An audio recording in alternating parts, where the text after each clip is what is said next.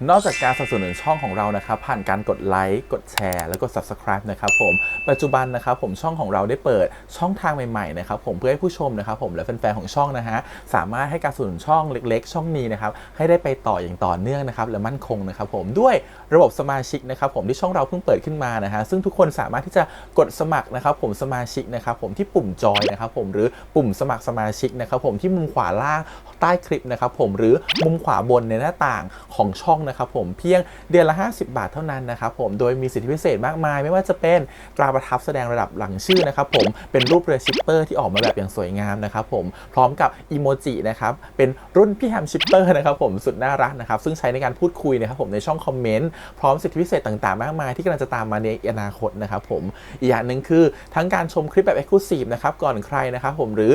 โอกาสที่จะได้ทำกิจกรรมต่างๆร่วมกันในอนาคตนะครับผมก็สำหรับสมาชิกเท่านั้นนะครับผมที่เก็บสิทธิ์นี้เอาไว้ให้กับทุกๆท่านนะครับแต่หากระบบสมาชิกยังไม่หนำใจนะครับผมเรายังมีช่องทางอื่นให้สนับสนุนกันนะครับผมไม่ว่าจะเป็นระบบซุปเปอร์แตงนะครับผมซึ่งหากผู้ชมเนี่ยเจอสัญลักษณ์นะครับรูปหัวใจนะครับผมที่มีดอลลาร์ไซน์นะครับผมหรือสัญลักษณ์รูปเงินดอลลาร์อยู่เนี่ยข้างใต้คลิปใดคลิปหนึ่งเนี่ยสามารถที่จะคลิกนะครับผมเพื่อโดเนทนะครับผมแทนคำขอบคุณนะฮะเพื่อเป็นการสนับสนุนช่องได้นะครับหรือจะเป็นการโดเนทนะครับผ่านบัญชีธนาคารนะครับผมซึ่งได้ใส่รายละเอียดเอาไว้แล้วนะครับข้างใต้คลิปนี้นะครับผมเอาไว้ที่คำบรรยายใต้คลิปนอกจากนั้นนะครับผมเรายังได้เปิด Line Open Chat นะครับซึ่งชื่อว่า ATS Channel Family นะครับผมก็เลยขอเชิญชาวช่องทุกคนนะครับผมเข้าร่วมห้องแชทได้โดยไม่มีค่าใช้จ่ายใดทั้งสิ้นนะครับผมเอาไว้พูดคุยแลกเปลี่ยนข่าวสารกันนะครับผมในครอบครัวของเราและผมได้จัดทำสติกเกอร์ลายรุ่น Lovely พี่แฮมนะครับชิปเปอร์นะครับเอาไว้เป็นสติกเกอร์ที่ใช้พูดคุยกันด้วยนะครับจะได้ใช้คุยกันในกลุ่มก็น่ารักดีนะครับผมหรือจะเอาไปใช้คุยกับเพื่อนๆส่วนตัวก็ได้นะครับไม่ติดอะไรเลยนะครับผมตั้งใจทำออกมามากๆนะฮะเพียงชุดละ35 บาทเท่านั้นนะครับผมใช้ได้ตลอดชีพนะครับผมก็หวังว่าทั้งหมดนี้นะครับผมจะเป็นเรื่องราวดีๆที่จะเกิดขึ้นกับช่องของเราและชาวช่องของเราทุกคนนะครับผมเพื่อมุ่งหน้าต่อไปสู่ปี 2023 ปีนี้และก้าวต่อไปด้วยกันอย่างมั่นคงนะครับผมอย่าลืมสนับสนุนกันนะครับขอบคุณครับ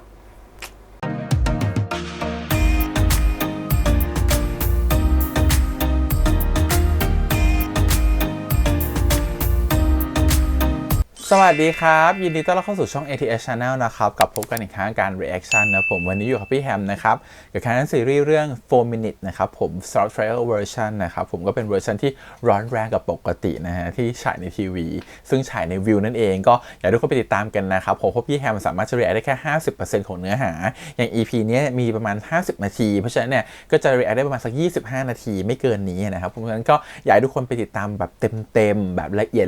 ยดแบบ full versionแบบว่าแบบเห็นทุกอย่างเห็นทุกมุมนะครับผมแบบ South Trail Version ที่ View Thailand นะครับผมเข้าไปได้เลยนะฮะทางเว็บไซต์ก็ได้ viu.com นะครับผมหรือจะเป็นทางแอปพลิเคชัน viu ก็ได้ย้อนหลังทุกคืนวันศุกร์นะครับผมหลังจากที่ฉายเสร็จทางช่องวันจริงๆเหมือนจะออกมาพร้อมกันเลยมั้ง5 ทุ่มนะครับผมทาง VIU นะครับผมทุกคืนวันศุกร์นะครับผมมันจะออกมาพร้อมกันเลยโอเคไปติดตามกันได้นะครับผมเป็นเวอร์ชันเต็มแต่ถ้าสมมติอยากจะมาฟังรีแคปของพี่แฮมอยากจะมาดูรีแอคชั่นกับพี่แฮมก็มาดูกันได้นะครับแต่เป็นแบบเวอร์ชันแบบครึ่งนะ 50% นะครับผมโอเคงั้นเดี๋ยวมาต่อกับ EP ที่2ดีกว่า EP ที่แล้วเนี่ยมันมีความแบบอะไรงงๆอยู่ยังดูแล้วเป็นอะไรงงๆอยู่มันดูเป็นอะไรสักอย่างหนึ่งที่เหมือนกับว่าตัวเอกของเรานะครับตัวของเกรซเนี่ยเขารู้สึกว่าเขาอ่านอนาคตได้4 นาที EP ก่อนเนี่ยมีการเดินชนไทม์ไปเรียบร้อยละดูซิว่า EP นี้จะเกิดอะไรขึ้นนะครับผมมันเหมือนจะมี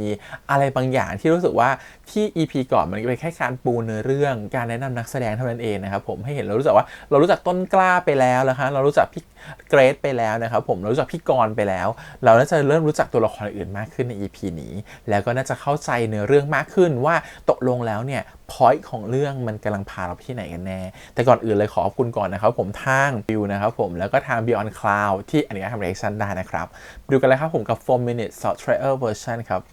กับ ATS Channel ไปเลย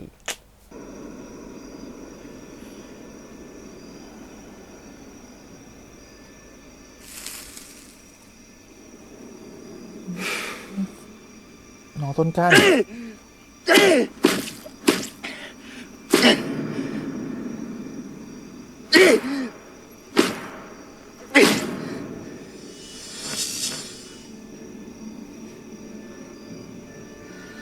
ต้นกล้า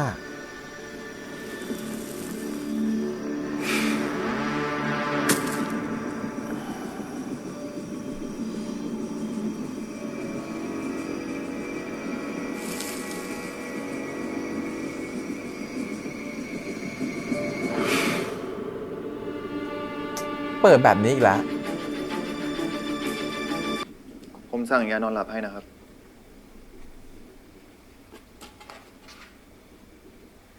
ลูกชายป้าฆ่าตัวตายไปเมื่อเดือนที่แล้ว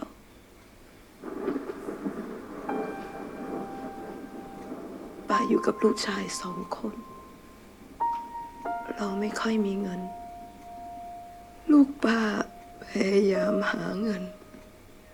แต่สุดท้ายก็หมดทั่ว โดนตามทวงหนี้ทุกวันป้าไม่รู้ว่าจะมีชีวิตอยู่ต่อไปทำไมแล้วค่ะ คุณหมอ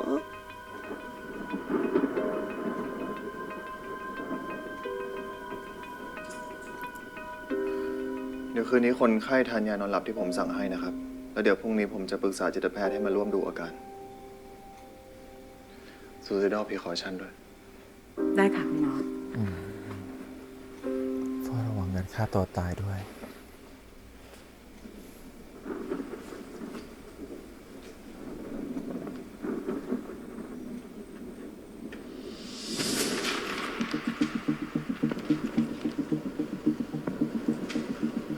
ขอโทษครับ เดี๋ยวผมเก็บเอง พี่แอนครับ คะ เมื่อกี้ญาติคนไข้เหรอครับ อ๋อ ใช่ค่ะ เมื่อกี้เขาก็มาฝากดอกไม้ให้เอาไปเยี่ยมไข้คนป่วยห้อง4นะคะ พี่ก็งงว่าทำไมถึงไม่เอาเข้าไปเยี่ยมเอง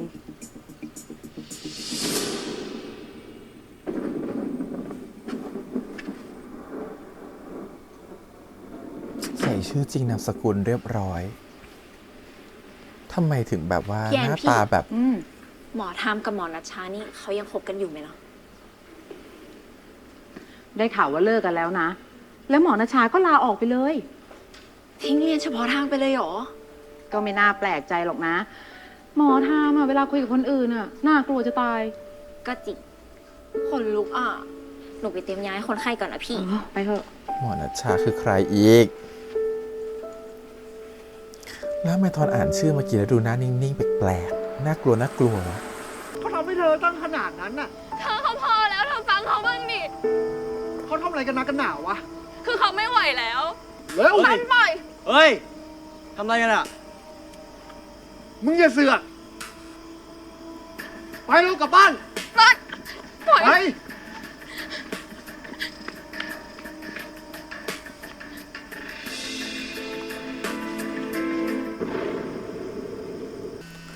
เรื่องที่แล้วเธอเลวนะท็อป เธอจะเป็นไตเติ้ลเธอจะเลวไหมไตเติ้ล ฮัลโหลครับ กินแล้วครับ เดี๋ยววันนี้ค่ำๆไปหาที่บ้านนะ โอเคครับ เจอกันครับ ครับ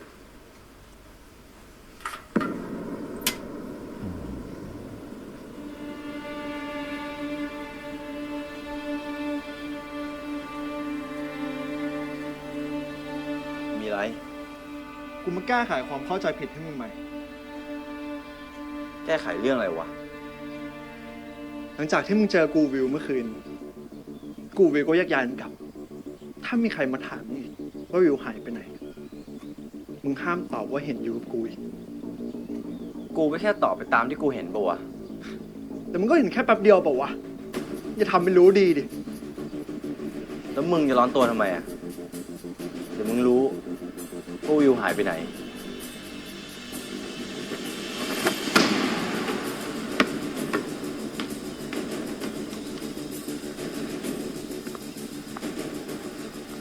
ไอสัตว์โดม มึงกวนตีนกูหลายรอบเลยนะเว้ย ถ้ามึงไม่อยากเจอดีอ่ะ มึงก็หุบปากเรื่องเมื่อคืน มึงรู้ใช่ไหมว่ากูเป็นใคร ทำอะไรกับมึงได้บ้าง พ่อใหญ่อีกแล้ว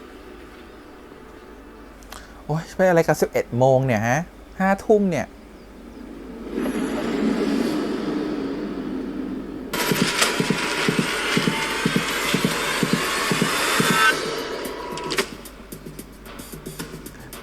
แต่ฉากที่มีอะไรกับหมอดูมันเกิน4 นาทีไปนะ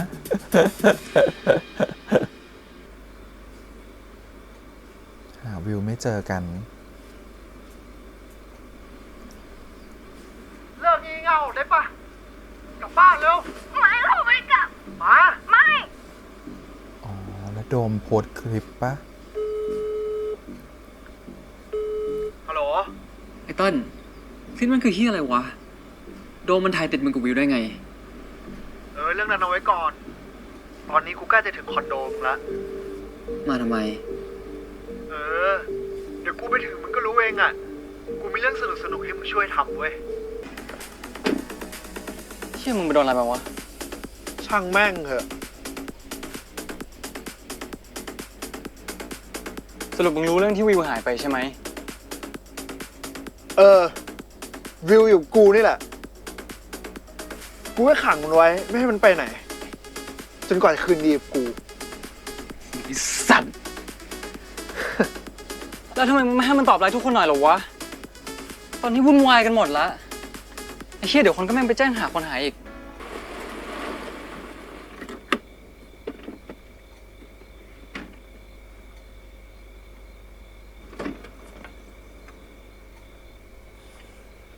เชี่ยวัดต่อ สถานที่เดียวกับ กูเคยเรีย ต้ ก น มาก ล้าตอนแรก พอได้ซัดหน้าคนที่เสือกแบบเนี้ยแม่งสะใจชิบหายวะแต่กูไม่คิดนะเว้ยว่าแม่งจะหลับไปยาวแบบเนี้ย โดมเชี่ยเราต้องพามันไปโรงพยาบาลว่ะ พาไปโง่เดี๋ยวไอ้ควาย แล้วถ้ามันตายที่โรงพยาบาลเนี่ย แล้วมึงจะทำยังไง มึงแค่ช่วยกูเก็บงานหน่อยดิวะ เก็บงานเฮียอะไรวะ จับมันถ่วงน้ำ ไม่ ไม่ท เฮ้ยแก๊ส คบเพื่อนอย่างนี้ได้ไงวะเนี่ย ตอนมึงตีกับคนที่ร้านเหล้าอ่ะ กูไปช่วยมึงนะเว้ย แล้วทำไมตอนนี้กูอยาก ำ ให้มึง โอ้ย ช่วย เชี่ยแต่นี่มันร้ายแรงมากนะเว้ย ถ้ามึงจะทำอ่ะ มึงก็ทำไปคนเดียวอะเชี่ยมึงทำเฮียอะไรวะ แก๊สไอ้สัตว์แก๊สมึงอยากตายเหรอวะ เฮ้ย เฮ้ย เฮ้ย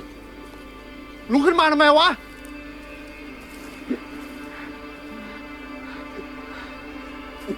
เฮ้ยไอ้ต้นมึงทำอะไรอ่ะ ไอ้ต้น ไอ้ต้นอย่า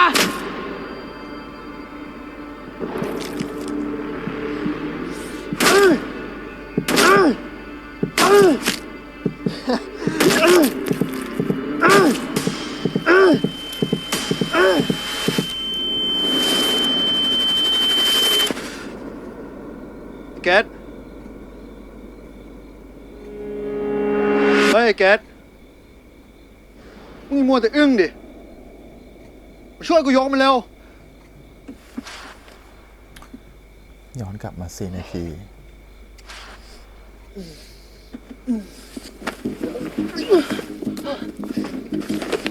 เชี่ยอะไรวะไอ้แก๊สเชี่ยอะไร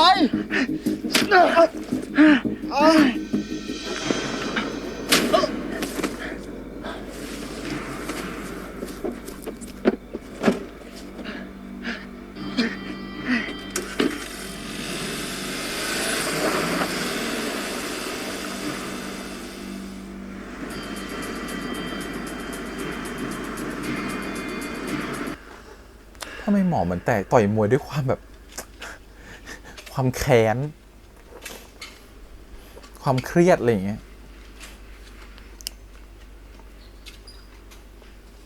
โห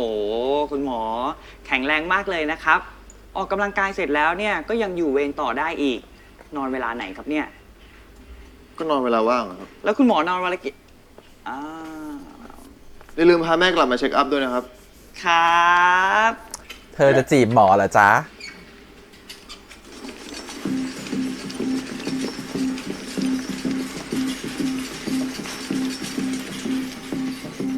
เอ้ยเดี๋ยวคนไข้หัวแตกนี่คะผ่านจุดคัดกรองมาหรือยังคะ ยังครับ งั้นไปจุดคัดกรองตรงนู้นก่อนนะคะ แล้วค่อยกลับมาตรงนี้นะคะ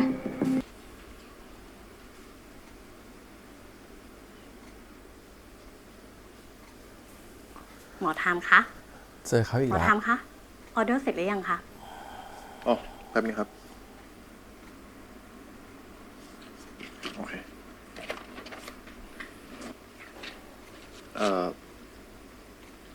เคสนั้นมีคนดูหรือยังครับ อ๋อ พอดีหมอติดเคสด่วนกันหมดเลยค่ะ แล้วก็อินเทอร์นกำลังดูเคสสีแดงให้เสร็จก่อนถึงจะมาดูเคสนี้ค่ะ ทำไมต้องมาเสริมหล่อก่อนไปหาคนไข้ด้วยไม่เข้าใจมียัดเสื้อเข้ากางเกงด้วยว่ะอะให้เห็นแบบว่าอะไรเน้นส้นทรงงี้มีโชว์มีวัดกล้ามก่อนด้วยอะอุ้ย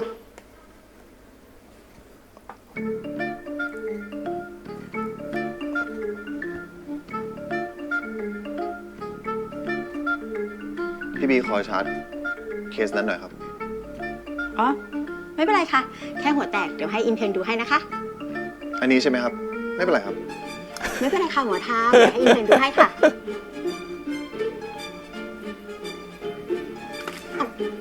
เอ้า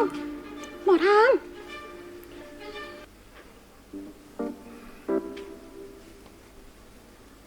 โดนอะไรมาครับ ผมแค่พาเพื่อนมาส่ง ตอบไม่ต้องคำถามหมอนะ กินเหล้ามาหรือเปล่า ไม่ได้ดื่มครับ มีอาการหมดสติเห็นภาพซ้อนคลื่นไส้อาเจียนไหมครับ ไม่มีครับ งั้นหมอเขาดูแผลหน่อย หมอเขาเรียกว่าระยะประชิด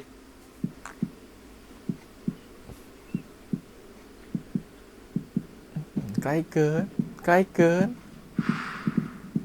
เอาเป็นเราแล้วก็เขินเถอะถ้าหมอรอแบบนี้เอาดีๆแล้วเรายิ่งเห็นอนาคตมาแล้วด้วยอะ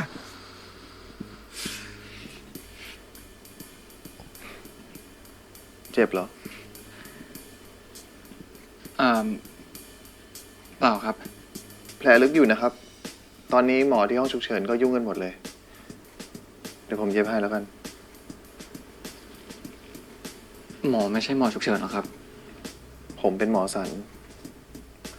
ขอเซตเย็บแผลหน่อยครับ ได้ค่ะคุณหมอ แต่งตัวหล่อขนาดนี้เพื่อใครอะไรจ๊ะเพื่ออะไรจ๊ะจีบคนไข้หรอนั่นไงเห็นไหมใส่เสื้อเข้ากางเกงไม่เขาไปมองเป้าหมอมันเน้นสวดทรงเมื่อกี้บอกแล้วไงมันเน้นสวดทรง ผมเคยเจอหมอมาก่อน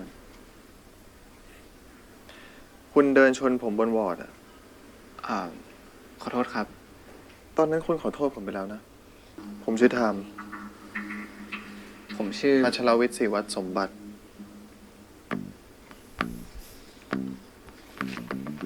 ผมเห็นชื่อคุณในแจกันดอกไม้ที่คุณเอามาเยี่ยมคนไข้ โอ้ยจำเก่งอ่ะ หมอนี่ความจำดีมากเลยนะ เขาจำดีเกิน มาล้างแผลทุกวันนะครับ ตัดใหม่หลังจากนี้ 7 วัน มาให้ผมตัดให้ก็ได้ เพราะผมเป็นคนเย็บไงครับ อุ้ยเย็บ ค่ะ เป็นคนเย็บ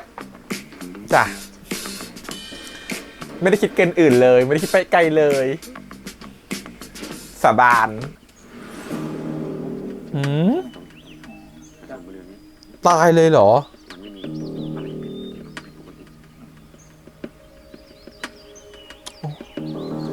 เจออกมาละ ครับสวัสดีครับ ไม่เจอโทรศัพท์ผู้ตายแถวนี้เลยใช่ไหม ไม่เจอเลยครับสารวัตร มันชอบการแบบติดผ้าติดเทปเหลืองแบบนี้มากเลยอ่ะแบบสมจริงมาก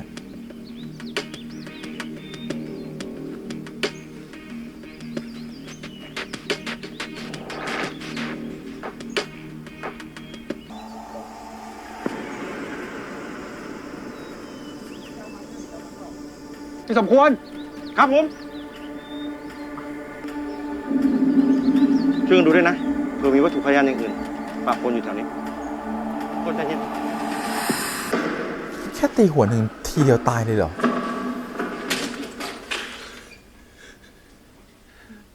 น้องชายผม อุ้ย น้องชายผมอยู่ไหนครับ ฮะไตเติ้ลเป็นน้องต้นกล้าเหรอ ผมอยากเจอน้องชายผม เดี๋ยวผมไปหาน้องชายเลยครับ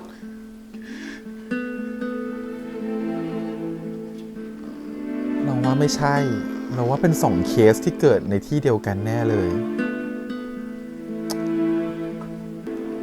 รื่องที่เราเขาเป็นแฟนกันไม่ใช่เหรอสองคนเนี่ย เจเจกับฟูไอเนี่ย ยืนยันใช่ไหมครับว่านี่คือน้องชายคุณ ไม่น่าใช่ไตเติ้ลละไตเติ้ลเป็นลูกคนใหญ่คนโต ถ้ามาตายมันไม่ใช่แบบเหตุการณ์แบบนี้แน่นอน วิวบอกเราว่า คนนี้เข้าไปช่วยวิวคือเกดอะขอบคุณเกดมากเลยนะ ไม่เป็นไร เราก็เป็นห่วงวิวเหมือนกัน ว่าแต่เกดเข้าไปเจอวิวได้ยังไงนะ ไอ้เติ้ลมันบอกเราว่ามันขังวิวไว้ที่ห้อง เราแย่งกุญแจรถของมันมาได้ แล้วก็มีคีย์การ์ดเข้าคอนโดมันพอดี แกไม่ได้โดนไตเติ้ลทำอะไรใช่ไหม ก็นิดหน่อย ว่าแต่ไตเติ้ลมันหายไปเลยเนาะ วิวกำลังจะไปแจ้งความข้อหาทำร้ายร่างกายกับกักขังหน่วงเหนี่ยว เราว่ามันต้องหนีความผิดแน่ๆเลยอะ โอ้โห รถสีขาวหน้ากันชนบุกก็เปลี่ยนเป็นรถสีแดง บ้านฉันรวยจริง เติ้ล ๆ นี่ไง มันไม่ตาย เกดมึงกล้าหักหลังกูได้ไงวะ ไม่ได้หักหลังมึง มึงกำลังจะฆ่าไอ้โดม กูต้องห้ามเปล่าวะ ใครบอกมึงวะว่ากูจะฆ่ามันนะ คนดีๆที่ไหนเขาจะเอาเพื่อนที่สลบอยู่ใส่หลังรถไวะไอ้เติ้ลมึงกำลังจะฆ่ามัน มึงหยุดใส่ร้ายกูได้เลยไอ้สัตว์ ปล่อยกู ไอ้ต้นไอ้ปุ้ย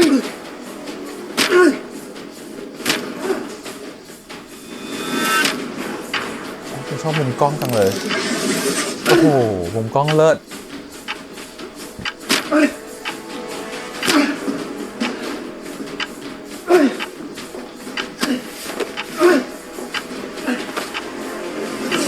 โอ้โหสู้อะไรไม่ได้ จะทุ่มก็ทำอะไรไม่ได้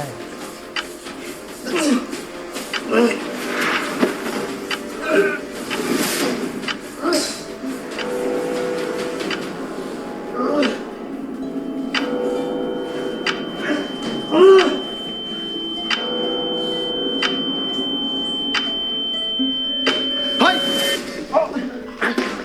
โอ้ยแบ มึ บ งใครวะ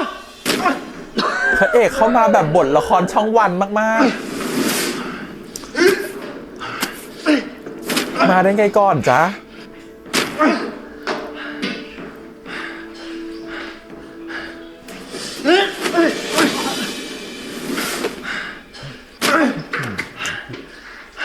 ต่อยยัง มึงไป หอ เลยนะ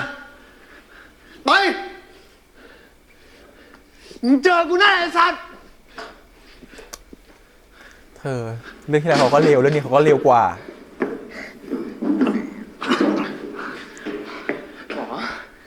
เป็นไรไหมเนี่ย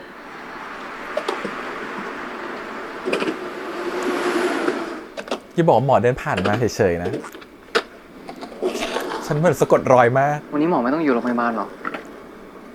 เป็นหมอก็ไม่จำเป็นต้องกินนอนอยู่ที่โรงพยาบาลตลอดเวลานะ ตอนนี้ผมไม่เป็นไรแล้ว แน่ใจนะว่าไม่อยากมีเพื่อนอยู่ด้วย ถ้าคนนั้นมันกลับมาอีกจะทำยังไง หมอไม่ต้องอยู่หรอก งั้นเราแลกไลน์กันไว้ไหม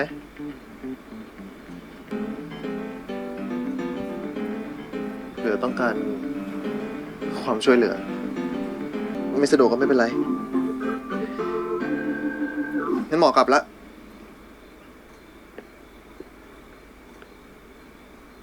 เดี๋ยว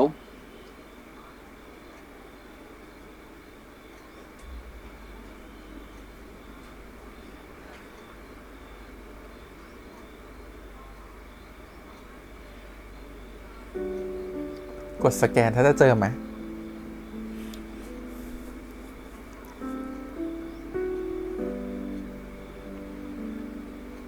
คิดว่าเจอ ฉันว่า 5 ทุ่มอีกแล้ว เป็นเหมือนกันไหมเนี่ย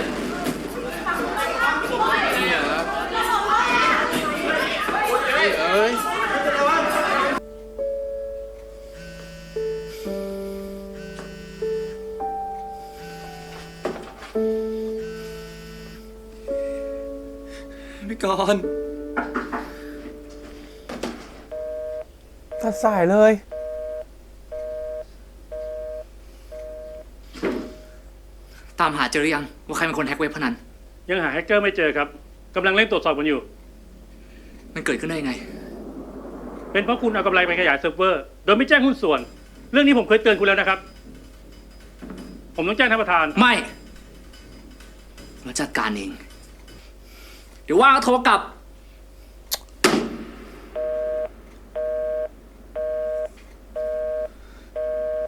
ถัดออกจากการเป็นลูกเขยคนโปรด อีพีที่แล้วก่อนต้นกล้าฉันไม่ให้อภัยละ พอต้นกล้าเธอไปหาคุณตำรวจปะเมื่อกี้เลยตำรวจเลยมาดูชอบเธออยู่เหมือนกัน สืบมา รู้แล้วว่าหุ้นส่วนคนที่จ้างแฮกเกอร์เป็นใคร ใครล่ะครับ เสียวันชัย แต่วันชัยมันเป็นคนที่ชอบสร้างปัญหามาตั้งแต่ไหนแต่ไรก็เลยหาทางออกที่ง่ายกว่านั้นให้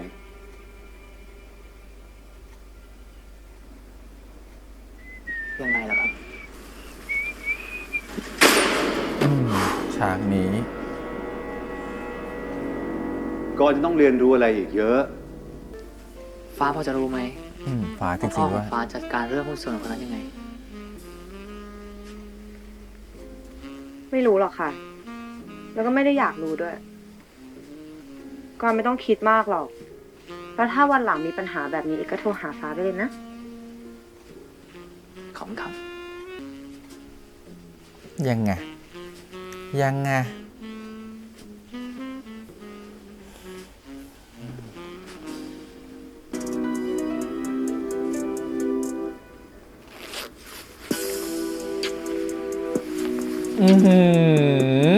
ถอดเกลี้ยงขนาดนี้เลยเหรอเธอต้องเกลี้ยงขนาดนี้เลยเหรอ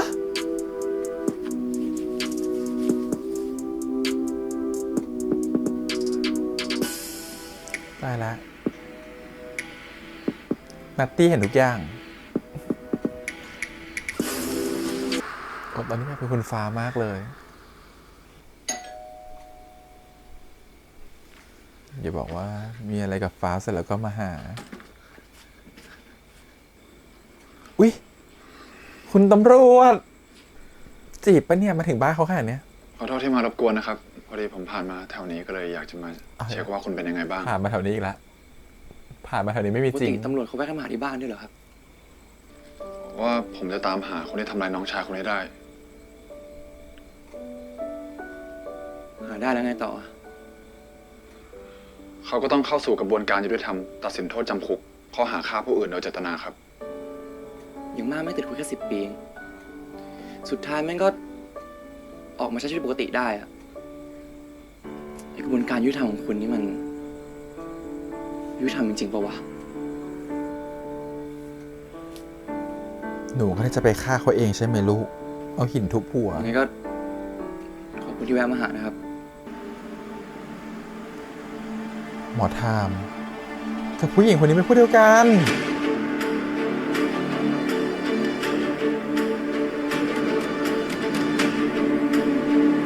ฉันอ่านปากไม่เก่งเขาพูดว่าอะไร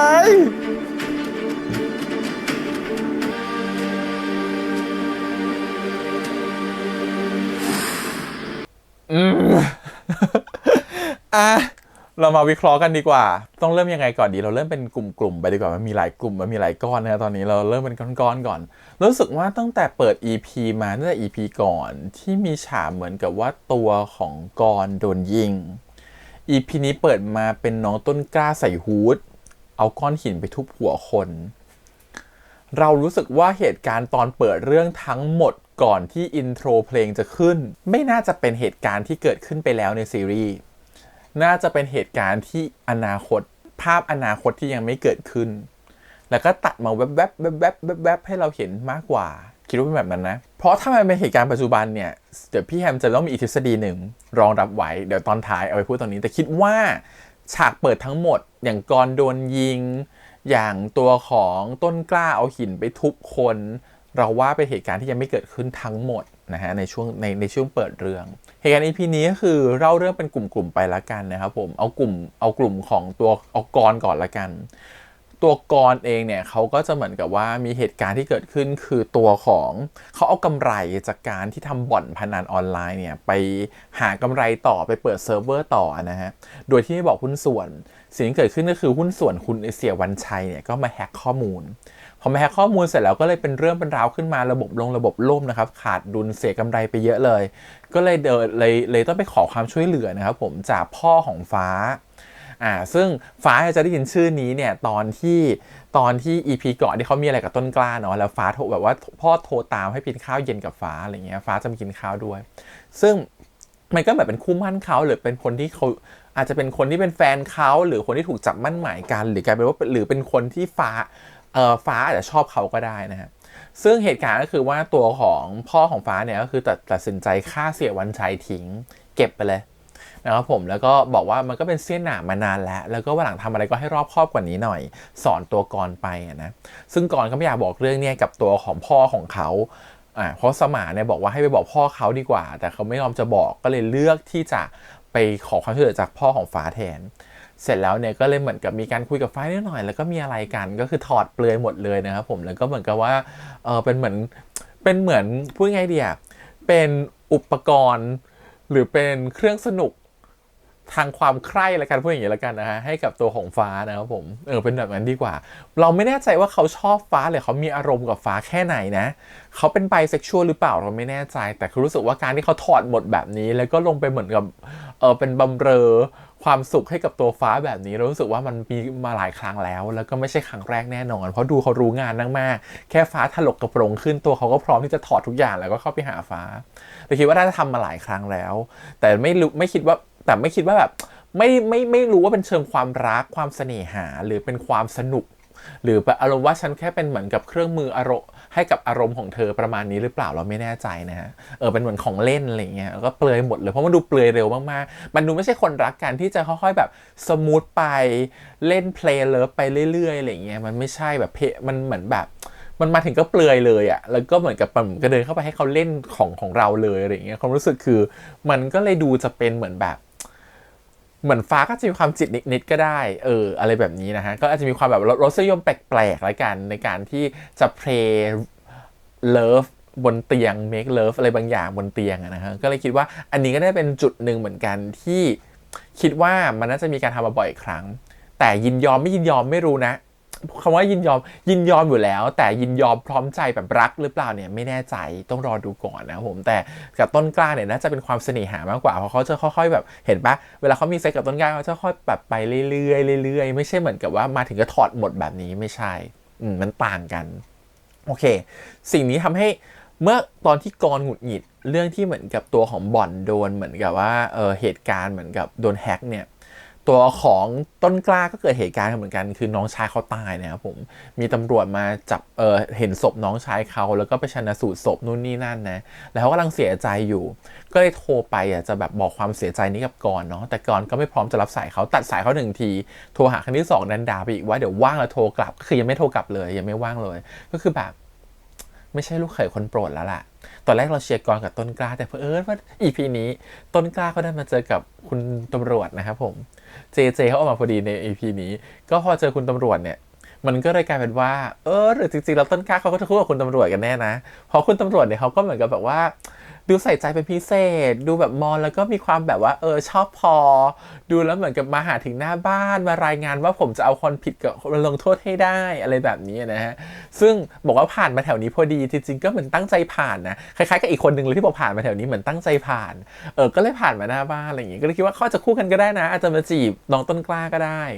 ก็เป็นไปได้ทีนี้ตอนนี้เขามาคุยกันเนี่ยเรื่องว่าน้องชายตายแล้วบอกจะเอาคนผิดมาลงโทษต้นกล้าเขาพูดประโยคเหมือนกับว่าต้องการจะแซะนิดนึงแหละว่าคนผิดเนี่ยเอามาลงโทษอยู่10 ปีก็ออกจากคุกแล้วมันไม่ได้สะสมแก่ใจเขาสุดท้ายมันน่าจะกลับไปที่ตอนเปิด EP นั่นคือการที่เขาจะเอาหินนั่นน่ะไปทุบหัวคนที่ฆ่าน้องชายเขาเองฆ่าเองล้างแค้นเองประมาณแบบนี้ซึ่งมันก็คล้องกับเพลงประกอบซีรีส์เพลงล้างนะฮะก็คือล้างแค้นล้างอะไรอย่างงี้ก็คิดว่าคงจะเป็นการล้างแค้นอะไรบางอย่างเหมือนกันโอเคทีนี้ต้องเกิดเหตุการณ์คือน้องชายของต้นกล้าตายถูกไหมมันได้เป็นสถานที่เดียวกับการที่มีเหตุการณ์ของไตเติ้ล กับตัวโดมแล้วก็ตัวของเกรซนะครับผมคือเกิดอะไรขึ้นเกรซเนี่ยเขาก็อยู่ของเขาเฉยๆและปกติไม่ได้มีอะไรมัวแต่โฟกัสเรื่องที่เขาเห็นอนาคตอยู่ขณะที่ไทเติ้ลมีเรื่องกับวิวแฟนเขาเอาวิวไปขังไว้นะครับผมและโดมเห็นเหตุการณ์โดมก็เลยถ่ายวิดีโอไว้ไทเติ้ลไม่โอเคไม่พอใจเสร็จแล้วเนี่ยตอนที่เขาตามหาวิวกันเนี่ยโดมก็ดันโพสต์คลิปเมื่อคืนที่เห็นว่าไทเติ้ลทะเลาะกับวิวเนี่ยลงไป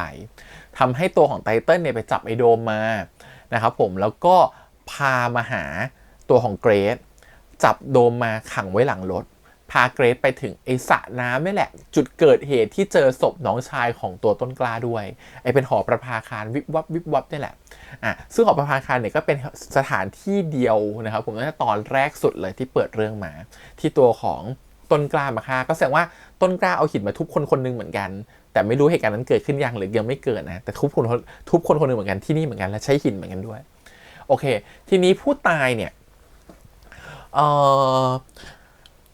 เป็นน้องชายของต้นกล้าแต่เหตุการณ์ที่เกรซนะครับผมแล้วก็โดมแล้วก็ไทเติ้ลเนี่ยมันเกิดสถานที่นี้สถานที่เดียวกันที่เจอศพเหมือนกันนะฮะตอนแรกคิดว่าไทเติ้ลตายและไทเติ้ลเป็นน้องต้นกล้าแต่ไม่ใช่ไทเติ้ลไม่ได้ตายเราตัดเรื่องทฤษฎีโลกคู่ขนานออกไปก่อนนะเราคิดว่าเรื่องนี้ไม่น่าจะโลกคู่ขนานแล้วว่าสิ่งที่ตัวไทม์เห็นมันคืออนาคตก็จริงแต่แค่เห็นอนาคตและย้อนกลับไปกลับมาก็สับสนแล้วถ้าเขายังจะมาเล่ามิติคู่ขนานอีกเนี่ยเราว่ามันเกินไปเราว่าเรื่องนี้จะดูไม่ดูเรื่องทันทีเราว่ามันยากเกินเพราะมันแบบไม่ได้ถูกปูมาตั้งแต่ EP แรกๆถ้าโดยปกติสไตล์ของหมอแซมเนี่ยเวลาเขาจะเล่าเรื่องเนี่ยถ้าอย่างเป็นโลกคู่ขนานแบบเหมือนกับมีเหตุการณ์ที่มันเกิดขึ้นเนี่ยเราว่าแค่ย้อนอนาคตกลับไปกลับมาเนี่ยเราว่ามันก็หนักแล้วนะถ้าสมมุติว่ามันเป็นโลกคู่ขนานอีกมันควรต้องอธิบายตั้งแต่ EP 1 EP 2แล้วแต่ EP 2เนี่ยยังไม่ได้พูดให้มันชัดหรือเคลียร์เนี่ยเราว่าไม่มีโลกขนานอยู่จริงเพราะฉะนั้นเราตัดเรื่องโลกคู่ขนานทิ้งไปก่อนเลยแต่อาจจะเก็บเอาไว้แต่เก็บเอาไว้แบบโอ้โหเราว่าลึกมากๆเราก็อาจจะไม่เอามุกนี้มาเล่นแล้วเรื่องโลกคู่ขนานนะฮะแล้วว่าการที่เขาเห็นฉากต่างๆเนี่ยในเทรลเลอร์ที่เราเห็นว่ามันเป็นฉากโทนสีส้มสีเหลืองสีอะไรอย่างเงี้ยมันเป็นฉากในมโนสำนึกหรือมโนจิตหรือฝันเขาหรืออะไรอย่างงี้มากกว่าเราว่ามันอาจจะเป็นอาการหลอนของยาบางอย่างหรืออะไรอย่างงี้มากกว่าเราคิดว่าไม่น่าจะเป็นโลกคู่ขนานแล้วตัดสิ่งนี้ออกไปก่อนเลยแล้วว่าถ้าเอามาเล่าถามว่าทำได้ไหมทำได้แต่เราว่ามันยากเกินไปแล้วเพราะตัวละครมันอ่าน4 นาทีก็ว่ายากแล้วคุณยังเห็นโลกคู่ขนานอีกแล้วว่ามันยากเกินไปที่จะเล่าแล้วมันหนักกับคนดูเกินไปแล้วว่าคนดูอาจจะเหนื่อยในการที่จะตามนะฮะถ้าทำแบบนั้นจริงแล้วว่าซีรีส์เรื่องนี้ก็ค่อนข้างจะแบบโอ้โหเครียดเกินเหนื่อยเกินที่ต้องใช้เวลาในการวิเคราะห์เนาะแล้วว่าแค่นี้ EP 1คนก็เห็นหลายคนบ่นว่างงแล้วนะฮะเราว่า EP 2เนี่ยถ้ายังเป็นแบบนี้อีกถ้ายังมาพูดเรื่องโลกคู่ขนานอีกแล้วว่ามันน่าจะเกินไปงั้นตัดทิ้งพอตัดทิ้งเนี่ยมันหมายความว่าอะไรมันหมายความว่าแสดงว่าเหตุการณ์2 เหตุการณ์เกิดขึ้นในเวลาเดียวกันนะฮะหมายความว่ามีคนโดนฆ่าทิ้งเป็นน้องชายของต้นกล้าศพอาจจะตกน้ำและลอยขึ้นมาหมายความว่าอาจจะถูกฆ่ามาก่อนหน้านี้หลายวันแล้วก็ได้ไม่ใช่วันเดียวกันอาจจะถูกฆ่าตายมาแล้วศพค่อยลอยมาขึ้นอืดที่ฝั่งแล้วก็มีคนเจออย่างนี้หรือเปล่าเพราะว่าเป็นสถานที่ที่มันดูเปลี่ยวๆร้างๆเนาะและแบ็กกราวด์ด้านหลังมันก็คือสถานที่ที่เป็นศูนย์เล่นพนันด้วยนะไอ้พนันออนไลน์ที่เขาเปิดมันคือวิวด้านหลังนะเราไม่แน่ใจว่าเขาตั้งใจให้เห็นว่าเป็นวิวด้านหลังเป็นสถานที่เดียวกันหรือเปล่าหรือว่าจริงๆแล้วมันเป็นแค่บึงที่ไหนก็ได้เราไม่แน่ใจนะแต่คือวิวด้านหลังเนี่ยมันเป็นสถานที่นั้นเลยคือไอ้บ้านลางๆที่เป็นสถานที่ซ่องสุมของไอ้พนันออนไลน์ของตระกูลของไอ้กรกับเกรซเนี่ยเพราะฉะนั้นถ้าเป็นสถานที่เดียวกันเรายึดแบบนี้ก่อนถ้ามันเป็นสถานที่เดียวกันแสดงว่าเหตุการณ์การตายมันเกิดขึ้นใกล้ๆกับบ่อนพนันออนไลน์ถูกไหมแสดงว่าน้องชายของตัวต้นกล้ามีส่วนเกี่ยวข้องกับสถานที่นี้หรือเปล่าหรือมีความเกี่ยวข้องหรือบาดหมางใจกับใครหรือเปล่าถึงถูกฆ่ามาตายในนี้หรือเป็นอริกับไทเติ้ลหรือเปล่าไทเติ้ลอาจจะพาทุกคนมาถ่วงน้ำที่นี่ก็ได้เป็นปกตินึกตามนะเพราะว่าไทเติ้ลเขาพาโดมมาเนี่ยจะมาถ่วงน้ำแสดงว่าเขาอาจจะเคยทำแบบนี้มาก่อนแล้วก็ได้มาถ่วงน้ำคนเหมือนกันแสดงว่าคนที่เป็นเหยื่ออาจจะเป็นเหยื่อคนแรกของไทเติ้ลหรือเปล่าไม่ใช่เหยื่อที่เป็นโดมเพราะฉะนั้นสิ่งที่มันเกิดขึ้นคือเมื่อไทเติ้ลพาโดมมาและเกรซตามมาด้วยแล้วเกรซเห็นอนาคตว่าไทเติ้ลจะเอาหินทุบโดมจนตาย นะฮะก็เลยตัดสินใจพอเวลาย้อนกลับมาตัวของเกรทก็เลยขัดขวางตัวของไตเติ้ลก่อนแล้วก็พาโดมหนีไปแล้วก็เอาหินทุบตัวของไตเติ้ลแต่ไตเติ้ลไม่ตายเนาะเราเห็นว่าไตเติ้ลก็ยังจะมาทวงล้างทวงเช็ดกับตัวของเกรทอยู่ที่ลานจอดรถเพราะฉะนั้นเราเชื่อว่าการเฮลหินทุบ1 ครั้งไตเติ้ลไม่ตายหรอกไตเติ้ลต้องฟื้นขึ้นมาแต่หินที่เก็บเป็นหลักฐานในที่เกิดเหตุน่ะมันเป็นหินที่ทุบไตเติ้ลหรือเป็นหินที่ทุบคนที่ตายกันแน่เพราะฉะนั้นเรากำลังเชื่อว่ามันมี2เหตุการณ์เกิดขึ้นพร้อมกันในสถานที่เดียวกันแต่คนละช่วงเวลาไม่ใช่คืนเดียวกันอาจจะเป็นคืนก่อนหน้านั้นก็ได้แล้วก็มีคนตายเกิดขึ้นแล้วค่อยมีศพขึ้นมานอนอืดนะฮะแต่ไอ้น้องชายเนี่ยเขาไม่ยอมให้เห็นหน้าเห็นปะทำเป็นความลับไอ้ฉากรูดซิปเปิดถุงศพเนี่ยก็ไม่เห็นหน้าแสดงว่ามันมีนัยยะบางอย่างที่กำลังจะบอกว่าให้เห็นตอนนี้ไม่ได้เดี๋ยวรู้ว่าคือใครเพราะถ้าเดี๋ยวรู้ว่าคือใครเนี่ยแสดงว่าอาจจะเป็นตัวละครสำคัญตัวหนึ่งที่อาจจะยังไม่ได้เล่าหรือเตรียมจะเล่านะฮะเพราะฉะนั้นยังเปิดเผยไม่ได้ว่าน้องชายคือใครก็เลยต้องเก็บไปก่อนทีนี้ในการที่เขาจะเก็บไอ้น้องชายคนนี้เอาไว้เนี่ยในถุงเนี่ยแล้วก็ไม่ยอมให้คนดูเห็นหน้าเนี่ยแสดงว่ามันต้องมีความเกี่ยวข้องกับตัวละครใดตัวละครหนึ่งหรือเป็นตัวละครที่เราเคยเห็นหน้าค่าตามาแล้วในซีรีส์ทีนี้ปัญหาแล้วพอคิดแบบเนี้ยมันเลยเกิดเป็น2 ทฤษฎีขึ้นมานะฮะ2 ทฤษฎีนั้นคืออะไร2 ทฤษฎีจริงๆเป็น3 ทฤษฎีด้วย3 ทฤษฎีขึ้นมากับตัวของต้นกล้าหมายความว่าอะไรถ้าฉากเปิดตอนแรกที่พี่แอมบอกเป็นเรื่องของอนาคตเนี่ยไม่ใช่อนาคตแต่เป็นจริงนั่นคือหมายความว่าต้นกล้ามาฆ่าน้องตัวเองและเนียนว่าเสียใจหรือเปล่าอันนี้คือ1 ทฤษฎีแรกนะครับผมแต่ยังไม่เปิดเผยนะว่าน้องคือใคร2คือน้องชายเขาเป็นตัวละครใหม่เลยยังไม่ได้เปิดออกมาว่าคือใครแต่เป็นตัวละครที่ถูกประกาศออกมาแล้วแหละว่ามีใครเล่นบ้างบนเวทีในวันที่ประกาศเปิดตัวเนาะคงเป็นเด็กๆในTSC หรือว่าอะไรอย่างเงี้ยแหละที่ออกมาอยู่ในซีรีส์เรื่องนี้แล้วเขาก็ถูกฆ่าตายไปด้วยความเกี่ยวพันกับอาจจะเป็นบ้านพนันออนไลน์หรือว่าไปบาดหมางกับไตเติ้ลก็ได้แล้วก็โดนฆ่าทิ้งส่วนต้นกล้าก็เลยมาเจอว่าน้องชายตัวเองโดนฆ่าเลยเป็นฉากล้างแค้นในอนาคตที่เห็นในตอนแรกอันนี้คือ2นะครับผม3คืออะไร3คือไตเติ้ลตายจริงแต่เป็นโลกคู่ขนานแต่อันเนี้ยเราว่าตัดไปแบบน้อยสุดเลยให้คะแนนน้อยสุดแล้วว่าอาจจะเป็น1หรือ2เขาเลยเก็บเอาไว้ก่อนกักไว้ก่อนยังไม่ยอมไม่เห็นหน้าว่าหน้าในหีบศพนั้นคือใครนะฮะเพราะว่าถ้าเขาเป็นไตเติ้ลตายจริงเนี่ยไตเติ้ลตายจริงไม่น่าจะเป็นน้องของต้นกล้าไตเติ้ลมันให้ชื่อต่อเต่าเหมือนกันแต่ไม่ใช่น้องกันแน่นอนเพราะอะไรเพราะว่าถ้าเป็นลูกขนาดแล้วไตเติ้ลตายจริงแล้วเป็นน้องต้นกล้าอย่าลืมว่าไตเติ้ลต้องเป็นลูกคนรวยมีอำนาจเพราะเขาไม่กลัวว่าเขาจะทำผิดถูกปะ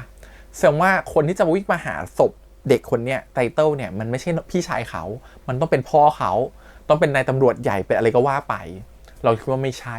เพราะฉะนั้นน่ะจริงๆ1 กับ 2ให้น้ำหนักมากกว่านั่นคือศพที่ตายเป็นสิ่งที่ตัวของต้นกล้าฆ่าเองฆ่าน้องชายตัวเองทิ้งแล้วมันเนียนว่าไม่รู้จักกันมันเนียนว่าไม่รู้เหตุการณ์มาก่อนกับ2คือเป็นคนอื่นฆ่าน้องชายเขาและเกี่ยวพันกับไตเติ้ลและเกี่ยวพันกับพนันออนไลน์เป็นแค่2 ทฤษฎีนี้แหละที่มันเกิดขึ้นนะฮะงั้นทีเนี้ยเขาเลยต้องซ่อนเอาไว้คำเป็นความลับเหลือเกินไม่เห็นหน้านะครับผมให้เราสงสัยเล่นให้เราเดาไปก่อนว่าตกลงมันเกิดเหตุการณ์อะไรกันแน่นะมันเกิดขึ้นตอนไหนมันทำให้คนดูสับสนแล้วเราคิดว่าหินที่มันทุบให้ตายเนี่ยเป็นหินที่ทุบหัวของตัวไตเติ้ลแต่หินเนี่ยไม่ได้เป็นเลือดของผู้ตายเราคิดว่าน่าจะเป็นแบบเลือดคนละเลือดกันเราไปตรวจเลือดแล้วน่าจะไม่เหมือนกันแต่ที่ต้องพูดอย่างนี้เพราะอะไรเพราะกลัวว่าไอหินนี่แหละคือถ้าสมมติว่าเหตุการณ์ตอนแรกมันเป็นเหตุการณ์ที่เกิดขึ้นแล้วมาก่อนหน้านี้หมายความว่าไม่ได้เป็นอนาคตก็คือต้นกล้าเอาหินเนี่ยแหละฆ่าน้องชายตัวเองทุบแล้วก็ไปโยนลงน้ำแล้วเอาหินเนี่ยโยนทิ้งไว้เป็นหลักฐานก็เลยกันว่าหินตัวเนี่ยมันก็จะเป็นหินที่ทุบเลือดเนาะมีเลือดอยู่เป็นเลือดของน้องชายของเขาเองนั่นแหละก็คือตัวเขาฆ่าเองแต่ถ้าพี่แฮมคิดมองตามหลักความเป็นจริงถ้าตัวของต้นกล้าจะฉลาดและเนียนแบบนี้นะเราคิดว่าหินเนี่ย มันเป็นหินที่ตีหัวไตเติ้ลนั่นแหละที่เกรดเอาไปตีหัวไตเติ้ลเพราะว่าถ้าเป็นต้นกล้าเอามาใช้ในการทำฆ่าคนอ่ะเขาจะไม่ทิ้งหินเอาไว้แบบนี้หรอกเขาควรเก็บหินไปด้วยมันเป็นหลักฐานสำคัญเนาะมันเช็คเลือดได้มันเช็ค DNA ได้มันเช็คหลายอย่างได้เขาคงไม่ทิ้งหินไว้นอกจากว่าเขามั่นใจว่าเขามือสะอาดพอแล้วทิ้งเอาไว้เป็นหลักฐานเฉยๆว่าผู้ตายด้วยหินก้อนนี้ก็จะมองเป็นเรื่องทะเลาะวิวาทก็ได้แล้วว่าอันนี้มองได้หลายมุมแต่คิดว่ามันคงไม่เกินมันน่าจะเป็นแบบนี้มากกว่านั่นคือการที่ไม่ต้นกล้าฆ่าไปเองแล้วก็มาเนียนก็มีคนอื่นฆ่าไปแล้วต้นเขาเป็นน้องชายต้นกล้าจริงๆอาจจะเป็นไตเติ้ลฆ่าหรือเป็นใครก็ได้ที่เกี่ยวข้องกับพนันออนไลน์ตรงนี้เก็บไว้ก่อนเราพูดไปมันก็อาจจะไม่ได้เห็นภาพอะไรชัดเจนนะครับผมว่าเขายังไม่ยอมเฉลยตรงนี้ออกมาแต่สิ่งสำคัญคือเราว่าต้นกล้าบทสำคัญแน่นอนและจะเป็นคนทุบหินจนเลือดสาดในอนาคตแต่ทุบไปแล้วหรือยังหรือยังไม่ทุบเนี่ยยังไม่รู้ต้องรอดูโอเคทีนี้มันเกิดอะไรขึ้นเราจะเห็นว่าเหตุการณ์เนี่ยตอนที่ตัวของเกรซเนี่ยเวลาจะนึกอะไรออก4นาทีเนี่ยมันจะมี2เวลาที่เหมือนกับว่าอยู่ดีเขาก็นึกถึงขึ้นมาแบบเกิดขึ้นมาแบบไม่รู้ตัวกับอีกช่วงนึงคือมันจะเป็นช่วง11:00เนี่ยมันเป็นเลขที่เรางงมากๆว่ามันมาได้ยังไงมันมาแบบไม่มีนัยสำคัญด้วยไม่รู้ด้วยมาเพราะอะไรเราเลยคิดว่ามันต้องมีเหตุผลมากๆเลยที่เอาเลข11:00เนี่ยมาตั้งเอาไว้แล้วมันก็เกี่ยวพันกับเหตุการณ์หลายเหตุการณ์ที่พอถึง11:00น่ะและผ่านไป4นาทีมันจะย้อนกลับมาเป็น11:00ใหม่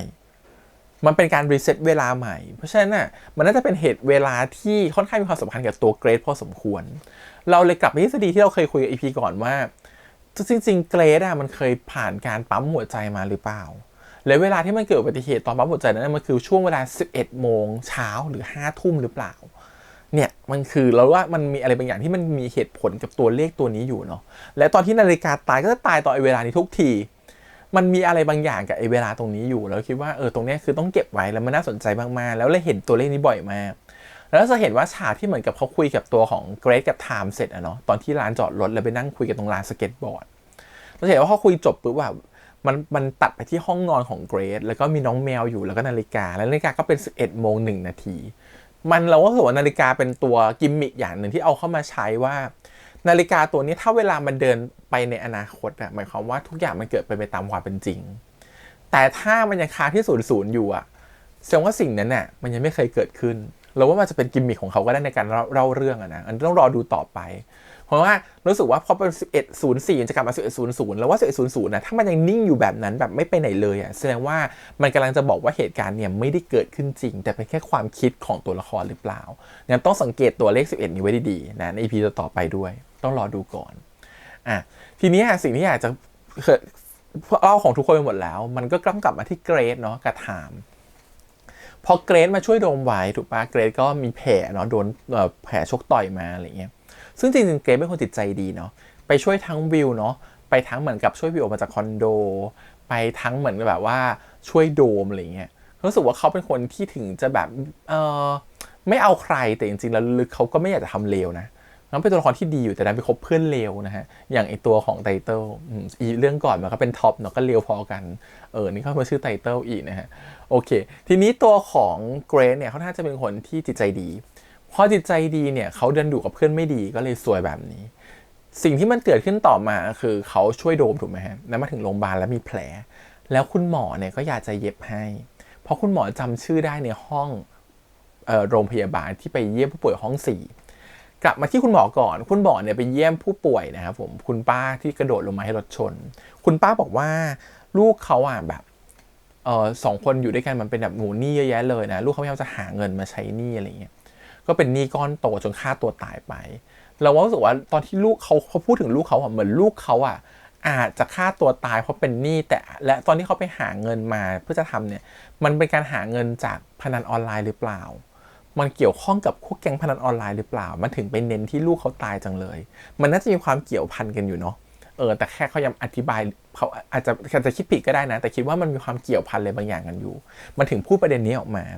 แล้วพอพูดประเด็นนี้ออกมาเนี่ยมันทำให้ใครมันทำให้ตัวของไทม์สะอึกแบบเหมือนฉันเคยเกิดเหตุการณ์แบบนี้มาก่อนแล้วเราย้อนกลับไป EP 1นะครับผมที่คุณย่าหรือคุณยายเนี่ยบอกไทม์ว่า ตั้งแต่มันเกิดเหตุการณ์นั้นขึ้นเนี่ยไทม์ก็เปลี่ยนเป็นคนก้าวร้าวเปลี่ยนเป็นคนอีกคนหนึ่งไปเลยแล้วก็เลิกกับแฟนด้วยเห็นไหมเราเลยคิดว่ามันเป็นเหตุการณ์ที่หรือจริงๆแล้วพ่อแม่ของไทม์ฆ่าตัวตายหรือเปล่าหรือเป็นเหตุการณ์อะไรบางอย่างหรือเปล่าที่ไปเปลี่ยนความคิดเขาหรือเปลี่ยนชีวิตเขาจนทำให้เขาเรารู้สึกว่าตรงเนี้ยมันมีผลแล้วคิดว่าที่พ่อแม่เขาไม่อาจจะฆ่าตัวตายก็ได้นะมันเลยทำให้เขาเข้าใจสิ่งนี้เป็นอย่างดีตอนที่ฟังคุณแม่คุณป้าที่อยู่ในห้องโรงพยาบาลเนาะบอกว่าเขาเสียลูกไปแล้วเขาอยากจะฆ่าตัวตายเขาไม่อยากอยู่บนโลกนี้อีกแล้วมันเลยเหมือนกับแบบ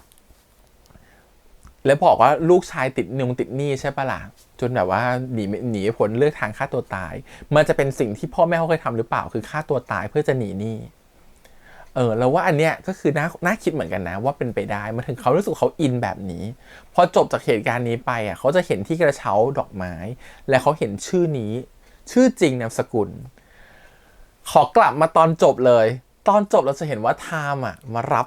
USB เนาะจากผู้หญิงที่แฝงตัวนะครับผมอยู่ในพนันออนไลน์บ้านกรเราเริ่มเชื่อมติดแล้วเรารู้สึกว่าเพราะฉะนั้นการที่เขาเดินออกมาจากห้องพยาบาลแล้วเห็นดอกไม้ชื่อจริงนามสกุลนี้เขากำลังสืบตระกูลนี้อยู่นะอย่าลืมศรีวัดเนี่ยเขานามสกุลศรีวัดอะไรสักอย่างเนี่ยจำไม่ได้เขาสืบตระกูลนี้อยู่เขาต้องรู้นามสกุลตระกูลนี้อยู่แล้วเพราะฉะนั้นเขาต้องรู้ว่าคนที่เอาดอกไม้มาให้เนี่ยมันก็คือเด็กผู้ชายคนเมื่อวานที่เอาดอกไม้มาวางไว้แล้วชื่อนามสกุลนี้ด้วยแสดงว่ามีความเกี่ยวข้องกับตระกูลที่เขาไปสืบข้อมูลอยู่แสดงว่าเขาต้องมีความแค้นอะไรกับตระกูลนี้อยู่เนาะเพราะฉะนั้นพอเขาเห็นชื่อนี้เราว่าตอนนี้เขาเห็นดอกไม้เขาเห็นชื่อนี้ปุ๊บเขาไม่ได้ยิ้มเลยนึกถึงน้องเกรซที่เดินผ่านเมื่อวานนี้นะจ๊ะไม่ใช่เขานึกถึงแบบสายตาเขาดูมุ่งมั่นดูแค้นมากๆเพราะฉะนั้นดูแค้นมากแค้นไปถึงตอนไหนทำไมพี่แฮมรู้สึกว่าเขาแค้นเพราะว่าแค้นไปถึงตอนต่อยมวยออกกำลังกายในห้องเขาเตะไม่หยุดเลยหลังจากไปดูแลคุณป้ามาแล้วมาออกกำลังกายเนี่ยโอ้โหเตะหนักมากแล้วสายตาเครียดแค้นมากดูเหมือนเป็นการซ้อมเพื่อจะไปสู้อะไรบางอย่างแม้ตอนออกมาจะโดนแบบว่าพี่เหมือนกับน้องแบบว่าเช็ดมีความอ้อร้ออยู่จะจีบคุณหมออยู่นะฮะจนคุณหมอได้มีโอกาสกลับมานะครับผมเจอเกรซที่หัวแตกมาเดินเข้าไปอุ๊ยเจอคนนี้พอดีจำชื่อได้จำนามสกุลได้แล้วออกมาเสริมหล่อนิดหน่อยซีรีส์พยายามจะทำให้เหมือนกับว่าหมอชอบคนนี้ตั้งแต่แรกเห็นเราคิดว่าคนอย่างหมอที่เป็นคนที่เพิ่งจะเลิกกับแฟนและโกรธแค้นคนมากๆแบบเนี้ยจริงจังแบบเนี้ยจะชอบคนนี้ได้ง่ายหรอเราว่าไม่เราเลยคิดว่าการที่เกรซพยายามจะถูกหมอเข้าหาเนี่ยหมอไทม์เข้าหาเพราะมีจุดประสงค์เป็นอื่นเราว่ามันไม่ได้อยู่ดีมาถึงโอ้โหมันชอบกันเร็วเกินอารมณ์แบบว่าเห็นปุ๊บอยากจะชอบปั๊บอยากจะจีบปุ๊บเรารู้สึกว่ามันไม่ใช่รู้สึกว่ามันมีอะไรมากกว่านั้นหรืออีกอย่างหนึ่งคืออะไรไหมไทม์เห็นอนาคต4 นาทีแล้วไม่ได้บอกใครเหมือนกันแต่เราคิดว่านี่เก็บไว้ก่อนนะยังไม่น่าใช่เราคิดว่าเขาเห็นชื่อนามสกุลแล้วแหละแล้วเขารู้ว่าคือใครแล้วเขาเลยจะเข้าหาคนนี้เพื่อจีบทำไมถึงต้องพูดแบบนี้เพราะอะไรฉากที่เกรซโดนไตเติ้ลมาต่อยที่ลานจอดรถเราจะเห็นว่าตัวของไทม์เข้ามาเหมือนพระเอกช่องวันเลยแบบเหมาะเจาะมากเหมือนเดินผ่านมาแถวนี้แบบบังเอิญมากๆเหมือนคุณตำรวจที่เดินขับรถผ่านมาแถวนี้แล้วมาหาต้นกล้าอย่าลืมนะนี่ Beyond Cloud ไม่มีคำว่าบังเอิญแล้วผ่านมาแถวนี้แน่นอนเพราะฉะนั้นเป็นไปได้ไหมว่าไทม์รู้ที่อยู่เกรซอยู่แล้วสืบจากใบประวัติหรือเปล่าของคนไข้หรือรู้อยู่แล้วตั้งแต่แรกและตามลูกชายคนนี้มาตั้งนานแล้วเพื่อจะเข้าหาตระกูลนี้สืบจนรู้กระทั่งว่าจริงๆแล้วเกรซชอบผู้ชายหรือเปล่าเกรซเป็นเกย์หรือเปล่าถ้ารู้แบบนี้กลับมาฉากเมื่อกี้ใหม่นั่นคือฉากที่เห็นว่าจะให้เย็บแผลใช่ไหมรู้นะว่าชื่อนี้นามสกุลนี้เอาดอกไม้มาให้ออกมาเสริมหล่อเลยจ้ะเสริมหล่อแบบตั้งใจเหมือนจะไปยั่วเขาเหมือนจะไปทำเป็นแบบเฟลิร์ตเขาทำให้เขาแบบเห็นรูปร่างหุ่นดีของเรามีการมาเบ่งกล้ามก่อนดูเผินๆมันเหมือนกับว่าโอ๊ยหมอชอบน้องหมอไทม์ชอบน้องเกรซแน่ๆเลยใช่ไหมจะจีบหรือเปล่าเนี่ยตามเขามาถึงบ้านเลยเนี่ยจะจีบเขาหรือเปล่าฟีลลิ่งแบบนั้นนะครับแบบโอ้โหแบบแอบชอบเขาปะเนี่ยเอาอย่างนี้เอาดีๆแอบชอบเขาหรือเปล่าฟีลแบบนั้นแต่เราว่าไม่ใช่แล้วทุกอย่างมันมีนัยยะอะไรบางอย่างที่แอบซ่อนเร้นไว้อยู่มันถึงเป็นคำว่าล้างตามชื่อเพลงไงเพราะฉะนั้น การที่เขาเอาเสื้อสอดในกางเกงเวลาเสื้อสอดในกางเกงเนี่ยปกติหมอไม่ทำกันนะเขาต้องเสื้อปล่อยเนาะถ้าเสื้อสอดจะดูเน้นแรงเน้นเป้าเราเห็นว่าตอนไปทำแผลก็จะมีความแบบโอ้เกรดก็แอบมองเป้าคุณหมออยู่เพราะอะไรเพราะเขาก็เห็นภาพนิมิตที่มันเกินไปกว่า4 นาทีที่เขามีอะไรคุณหมอเนี่ยเรารู้สึกว่ามันไม่ได้เห็นแค่4 นาทีแล้วมันเห็นเกินไปกว่านั้นได้อีกสมมติมันต้องมีเหตุการณ์อะไรกับคุณหมอที่มันเป็นสัมพันธ์กันมันถึงเห็นเหตุการณ์ที่มันไกลกว่านั้นได้ไอ้เรื่องนี้ยังไม่แน่ใจเนี่ยต้องรอดูก่อนยังไม่รู้แต่ที่แน่เลยเนี่ยสิ่งที่หมอไทม์ต้องการเนี่ยมันก็เหมือนจะตกเบ็ดได้อยู่นะก็มีความแบบเกรดก็รู้สึกว่าเอ๊ะเห็นคุณหมอแล้วก็รู้สึกว่ายังไงเพราะว่าเห็นภาพมีอะไรกับเขาด้วยไงจนคุณหมอเย็บแผลเรียบร้อยเสร็จแล้วทำเป็นเหมือนกับเอาหน้ามาใกล้ๆนู่นนี่นั่นจนกระทั่งตามมาถึงบ้านมาช่วยเนี่ยเราว่ามันแปลกละแต่หมอบอกเขาผ่านมาแถวนี้แล้วขอไลน์เก็บไว้ด้วยเอาไว้ไลน์คุยกันเราเลยรู้สึกว่าหมอจะตั้งใจเข้ามาจีบเกรดแบบหลอกเอาผลประโยชน์อะไรบางอย่างไม่ได้มาเพราะความเสน่หาความรักคนที่เป็น introvert อย่างหมอคนที่แบบว่ากำลังเครียดแค้นอย่างนี้ไม่มีเวลาเอาเวลาจิตใจไปสนใจความรักหรอกพี่แอมว่ามันต้องมีแต่ความแค้นอยากจะล้างแค้นอยากจะทำทุกอย่างความรักเป็นเรื่องทีหลังงั้นการที่อยู่ดีเขาไม่สนใจความรักมันแปลว่ามันต้องมีผลประโยชน์บางอย่างกับความรักครั้งนี้เพราะฉะนั้นการที่เกรดเข้ามาช่วยเป็นพระเอกขี่ม้าขาวมันถูกวางไว้แล้วหรือมันถูกติดตามมาอยู่แล้วหรือเขาแค่ต้องการตามมาดูตัวของเกรดอยู่แล้วก็ได้เพราะฉะนั้นเรายังไม่ปักใจเชื่อว่าสิ่งที่ไทม์ทำกับเกรดเป็นความรู้สึกชอบหรือรู้สึกดีเรามองว่ามันมีเหตุผลอื่นๆแฝงอยู่หลังจากนี้นะฮะพอเราไปรับ USB เนี่ยฉันรู้สึกว่ามันไม่ใช่คนธรรมดาแล้วมันต้องมาล้างแค้นและต้องมาล้างแค้นตระกูลของน้องเกรดแน่นอนก็คือตระกูลศรีวัฒน์นี่แหละแสดงว่าพ่อแม่เขาต้องเคยเกี่ยวพันกับออนไลน์มาก่อนหรือธุรกิจสีเทาของบ้านนี้มาก่อนแน่นอนถึงแขนบ้านนี้มากๆแล้วก็สืบทุกอย่างจนส่งผู้หญิงเข้าไปอยู่ในนั้นได้แล้วก็ไปเอาข้อมูลออกมาให้ได้ด้วยแสดงว่าเขาต้องสืบลึกขนาดไหนของตระกูลเนี่ยมันต้องรู้ทุกอย่างว่าตระกูลนี้เป็นยังไงมีธุรกิจสีเทาตรงไหนมีใครเป็นลูกหลานบ้างเราว่ามันลึกมันสืบมาเยอะมากแล้วเราเลยคิดว่าสิ่งที่ตัวของไทม์พยายามจะทำมันมีเหตุผลแอบแฝงที่เข้าหาเกรดมันเลยเป็นเพลงว่าล้างไงตามที่เขาแบบต้องตั้งใจจะมาล้างแค้นนะไม่ได้ตั้งใจจะมารักงั้นเราว่าตรงเนี้ยน่าสนใจมากๆแล้วก็น่ากลัวว่าตกลงเขามีจุดประสงค์อะไรกันแน่แล้วจุดประสงค์นั้นมันพาไปสู่ความตายของเขาใน EP 1หรือเปล่าที่เห็นในช็อตเปิดมาแล้วโดนยิงเราคิดว่านี่แหละโยงทั้งหมดเราว่าน่าจะประมาณนี้นะครับผมใน EP 2เนาะทีถ้าเรามาดูกันเนี่ยเรื่องพยายามจะพาเราไปว่ามันจะมีเหตุการณ์ฆาตกรรมเกิดขึ้นคนร้ายคือใครจะเป็นฆาตกรคนต่อไปทำไมถึงต้องแย่งสมบัติกันดวงตามันพิเศษขนาดนี้นู่นนี่นั่นอะไรเงี้ยมันเห็นได้ยังไงอนาคต4 นาทีเราว่ามันมีอีกหลายสิ่งที่อยากให้เราติดตามต่อนะครับผมแต่ไอ้ที่มันเห็น4 นาทีเนี่ยเราว่าตรงเนี้ยเป็นกิมมิคที่เขาจะมาใช้เล่นได้เยอะเลยเพราะว่า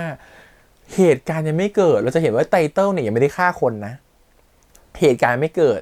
แต่คุณเห็นล่วงหน้าไปก่อนแล้วคุณก็ไปห้ามเขาแล้วบอกว่าเขาเป็นฆาตกรเราว่าไตเติ้ลงงแล้วไตเติ้ลคิดว่านี่คือการใส่ร้ายเขาเพราะเขายังไม่เคยคิดถึงขั้นนั้นเพราะคนเราจะฆ่ากันได้บางทีมันจะคิดแค่เสี้ยววิก็ได้ตอนโกรธมันไม่ถึงขั้นนั้นมันทำให้คิดว่ามึงใส่ร้ายกูทำไมถูกปะงั้นเราพอเกิดเหตุการณ์แบบนี้ขึ้นเรารู้สึกว่าสิ่งที่เกิดต่อจากนี้ไปได้ว่าเขาเนี่ยตัวของเกรซเนี่ยจะไปห้ามสิ่งที่ยังไม่เกิดขึ้นทางให้มันเกิดขึ้นแล้วมันอาจจะดีกว่าไม่เกิดก็ได้แต่เขาไปห้ามให้ไม่เกิดด้วยดุลพินิจของเขาเองว่าไม่ควรให้มันเกิดและมันคือการตัดสินใจของเขาเองว่านู่นนี่นั่นมันอาจจะเอาภัยมาหาตัวเขาก็ได้หรือเขาก็ไปเปลี่ยนแปลงในสิ่งที่ไม่ควรเปลี่ยนก็ได้มันไม่ควรถูกเปลี่ยนแต่แรกก็ได้นั่นแหละเรารู้สึกว่าอันนี้คือสิ่งที่แบบ4 นาทีกำลังจะหลอกเรานะฮะว่ามันจะเกิดอะไรขึ้นต่อไปโดยที่ตัวละครมันกำลังจะเห็นเหมือนกับว่าเห็นไปก่อนหลอนไปก่อนทำบางอย่างไปก่อนโดยที่ยังไม่เกิดสิ่งนั้นจริงหรือว่าอันนี้อันตรายงั้นต้องรอเก็บไว้ว่าเรื่องนี้คืออะไรนะครับผมโอเคก็ จะประมาณนี้ความรักที่มีอยู่ก็เต็มไปหมดเลยนะครับผมว่าตกลงอะไรกันแน่คนดูเริ่มงงแล้วนะฮะว่าตกลงฉันต้องมาดูอะไรนะฮะผมก็ต้องรอดูต่อไปว่าเรื่องราวจะเป็นยังไงความแค้นครั้งนี้ใครจะเป็นต้นต่อใครจะเป็นคนล้างแค้นก่อนรอติดตามได้ใน4 minute นะครับผมกับ Salt Trial Version ทางช่องวิวก็ประมาณนี้ขอบคุณอีกครั้งฝากกดไลค์กดแชร์กด subscribe จะได้เสียงทาง YouTube Instagram Twitter แล้วก็ Facebook เดี๋ยวไว้เจอกันใหม่ในครั้งหน้าครับวันนี้ไปก่อนนะครับบ๊ายบาย